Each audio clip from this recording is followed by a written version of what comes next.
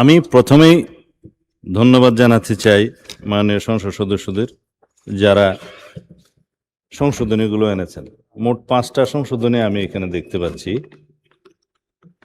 5টা সংশোধনের মধ্যে প্রথম সংশোধনীটা বোধহয় উত্থাপিত হয় নাই, মাননীয় সদস্য ছিলেন না। দ্বিতীয়, তৃতীয় এবং চতুর্থ সংশোধনীটা গুলো উত্থাপিত হয়েছে। 4 নম্বরে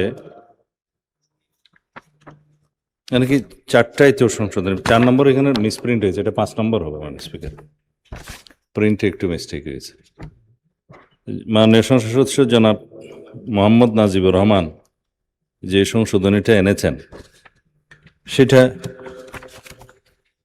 শুনতে আমাদের কাছে ভালো লাগবে, যাতে ফ্যান্সি ডিল শব্দটা যুক্ত করা হয়।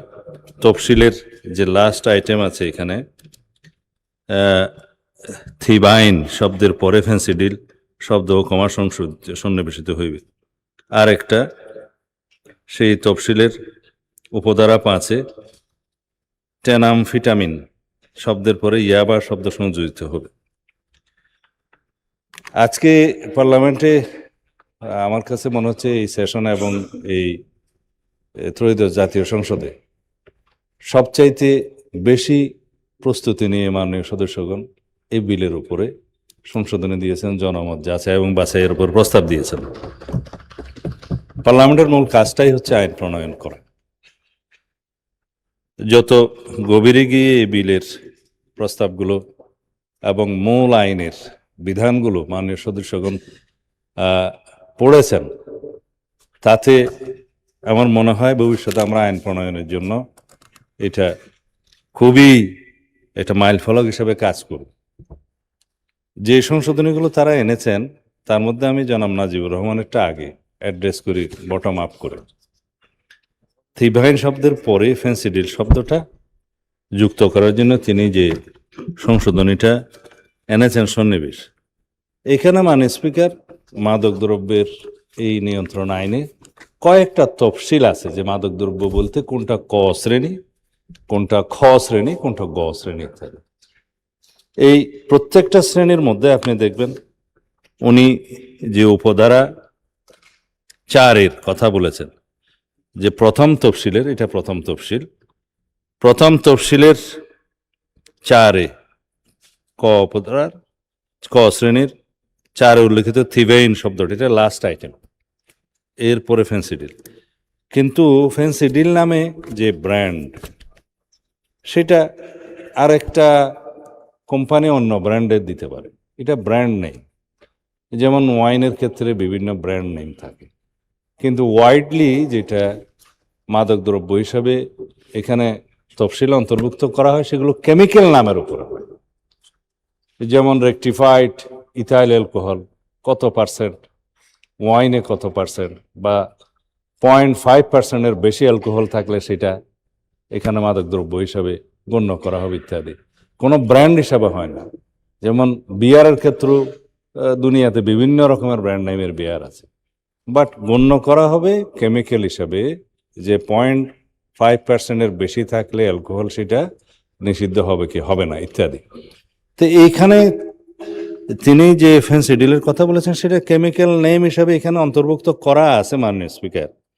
যেমন থাইওফেন্টানাইল, আলফাসাইল টাইল, বিটা অ্যাসিটাইল, মেথাডোল ইত্যাদির মধ্যে এখানে ইয়াবার ক্ষেত্রে যে কেমিক্যালটা পরীক্ষা করে ল্যাবরেটরিতে পাওয়া গিয়েছে সেটা এখানে ইনক্লুড করা আছে। তো সুতরাং ব্র্যান্ড নেম হিসাবে যদি আমরা শুধু একটা ইয়াবা দিই, কেমিক্যাল নাটটা না থাকলে সেটা আবার সুবিধা পেয়ে যাবে মাদক দ্রব্য। সুতরাং যে দ্রব্যের মধ্যে এই কেমিক্যালটা পাওয়া যাবে সেটার নাম ইয়াবা হোক বা অন্য কিছু হোক, সেটা সব কিছুই এখানে তফসিলভুক্ত হয়ে যাবে। সেজন্য একটা স্পেসিফিক ব্র্যান্ড নেম এখানে উল্লেখ করাটা সেটা বরং আইনের দুর্বলতা হবে। আমি ধন্যবাদ জানাই তিনি এটার, যেহেতু বাংলাদেশে বেশি এখন প্রচলন হয়ে গেছে এই মাদকটা, সেই কারণে হয়তো তিনি এই নামটা এখানে যুক্ত করতে চেয়েছেন। কিন্তু একটা নাম যুক্ত করলে হবে কি, সেই ব্র্যান্ড নেমে আরো অন্য নামে আসবে। কেমিক্যাল নামটা যেহেতু এখানে অন্তর্ভুক্ত করা আছে, সেই কেমিক্যালটা যেই ব্র্যান্ডের মধ্যে পাওয়া যাবে ওইটাই মাদক, ওইটাই নিষিদ্ধ। দ্বিতীয়টা তিনি একই বিষয়ে বলেছেন না, প্রথমটাই আমি, দ্বিতীয়টা আগে বলেছি।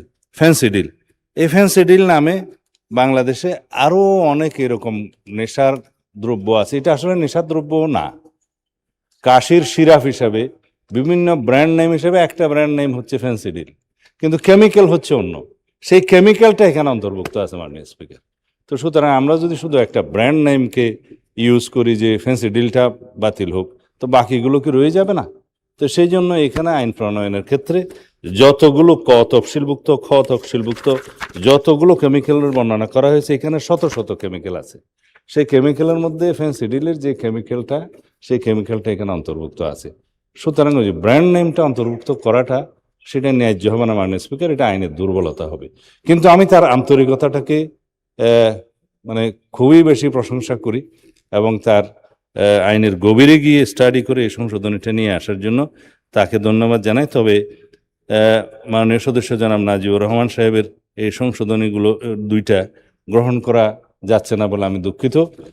বাকি সংশোধনীগুলোর মধ্যে জনাব জয়নাল আবেদিন ফারুক উত্থাপিত যে সংশোধনী, মালখানা বলতে আমরা কি বুঝাই সেই জিনিসটা ডিটেইল করা আইনে ছিল না এতটাই। তো সেই জন্য সেই মালখানা অর্থ এই আইনের অধীন পরিচালিত মাদক বিরোধী অভিযানকালে অধিদপ্তর কর্তৃক জব্দকৃত আলামত সংরক্ষণের নির্ধারিত স্থান।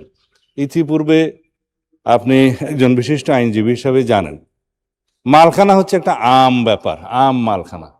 সেখানে মাদক দ্রব্যগুলো যদি মালখানাতে রাখা হয়, দেখা যায় দিন শেষে সেটা পাউডার হয়ে যাচ্ছে বা অন্য কোনো দ্রব্য হয়ে যাচ্ছে, আটা ময়দা হয়ে যাচ্ছে, তাকে আর সাজা দেওয়া যাচ্ছে না।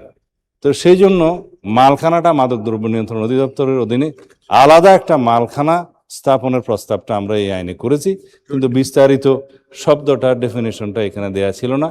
তিনি যে সংশোধনীটা এনেছেন সেজন্য তাকে ধন্যবাদ জানাই। এই সংশোধনীটা আমরা গ্রহণ করছি মাননীয় স্পিকার। তারপর জনাব মোহাম্মদ আখতারুজ্জামান মাননীয় সদস্য যে প্রস্তাবটা করেছেন, এই মালখানার স্থাপন এবং পরিচালনা কিভাবে হবে আইনে নির্ধারণ করে দেয়া ছিল না। সেই জায়গায় বলা আছে যে এই আইনের অধীন পরিচালিত কোনো অভিযানকালে জব্দকৃত মাদকদ্রব্য ও অন্যান্য আলামত সংরক্ষণের জন্য অধিদপ্তরের নিজস্ব মালখানা থাকিবে, যেটা একটু আগে বললাম, যাহা সরকার কর্তৃক নির্ধারিত বিধি ও পদ্ধতি দ্বারা স্থাপিত ও পরিচালিত হবে। আইনের মধ্যে বিধি প্রণয়নের ক্ষমতা দেয়া আছে, সরকার সেই বিধিটা প্রণয়ন করবে এই মালখানা কিভাবে পরিচালিত হবে, স্থাপনা এবং পরিচালনা। এবং এই মালখানার বিষয় আরেকটা বিষয় প্রণিধানযোগ্য, যে লক্ষ লক্ষ ইয়াবা বা ফ্যান্সি ডিল বা মাদক দ্রব্য এগুলো জব্দ করা হয়, সেগুলোর ব্যবস্থাপনা আমরা কি করব, নিষ্পত্তি কিভাবে হবে? কোর্টের অনুমতি নিয়ে 15 কার্য দিবসের মধ্যে এগুলো ধ্বংস করা হবে। তবে আলামত হিসেবে কোর্টে উপস্থাপনের জন্য একটা আলামত রেখে দেয়া হয়, সেটা কোর্টের নির্দেশনা থাকবে, এবং আইনানুগ পদ্ধতিতেই সেটা নিষ্পন্ন করা হবে, ধ্বংসপ্রাপ্ত করা হবে। তা না হলে দেখা যায় এগুলো আবার বাজারে চলে আসে। সেই জন্য যাতে যথাশীঘ্র সম্ভব ধ্বংস করা যায়, সেই জন্য এই ব্যবস্থা রাখা। তবে মাদক দ্রব্যের সাথে অন্যান্য দ্রব্যাদি পাওয়া যায়, যেমন গাড়ি পাওয়া যাচ্ছে, মোটরসাইকেল পাওয়া যাচ্ছে, অন্যান্য বিষয় জব্দ করা হয়, অস্ত্র ইত্যাদি বিষয় মানে জব্দ করা হয়। সেই জব্দকৃত আলামতগুলো আইনানুগ পদ্ধতিতে আমরা নিষ্পত্তি করব, যেগুলো ধ্বংস করে দেয়া ঠিক হবে না, আলামত হিসাবে কোর্টে উপস্থাপন করতে হবে। আর জনাব রফিকুল ইসলাম হেলালি মাননীয় সদস্য যেই সংশোধনীটা এনেছেন, এই যে মাদক মামলাগুলো রেকর্ড করার জন্য এখন বর্তমানে থানাতে কোনো আলাদা সেল নাই। তা আমরা যেহেতু মাদকের বিরুদ্ধে একটা সর্বগ্রাসী অভিযান চালাতে চাচ্ছি, মাদক দ্রব্য নির্মূল করতে যাচ্ছি সমাজ থেকে, সর্বাত্মক, আমি তো বাংলাতে একটু অসুবিধা আর কি মাননীয় স্পিকার, সর্বাত্মক যে প্রচেষ্টা গ্রহণ করছি, সেই জন্য আমাদের এই ব্যবস্থাটা নিতে হচ্ছে যে মাদকের মামলা রুজু করার জন্য প্রত্যেক থানাতে একটা আলাদা ফোকাল পয়েন্ট থাকবে, সেল থাকবে, যাতে দ্রুততম সময়ে মাদকের মামলাগুলো রেকর্ড করা যায়, এবং সেটা রেকর্ড করে অভিযোগপত্র দাখিল এবং নিষ্পত্তি সংক্রান্ত সমস্ত তথ্য এই সেলের মধ্যে সংরক্ষণ করবে, এবং মাসিক ভিত্তিতে মহাপরিচালক মাদকদ্রব্য নিয়ন্ত্রণ অধিদপ্তরের কাছে মাসিক ভিত্তিতে সেটার নিষ্পত্তি কি হলো, কোনটা তদন্তনাধীন আছে, কোনটা সাজা হলো, কোনটা কি হলো, এই তথ্যগুলো প্রতিবেদন আকারে তাকে প্রতি মাসে প্রেরণ করবে, যাতে করে আমরা একটা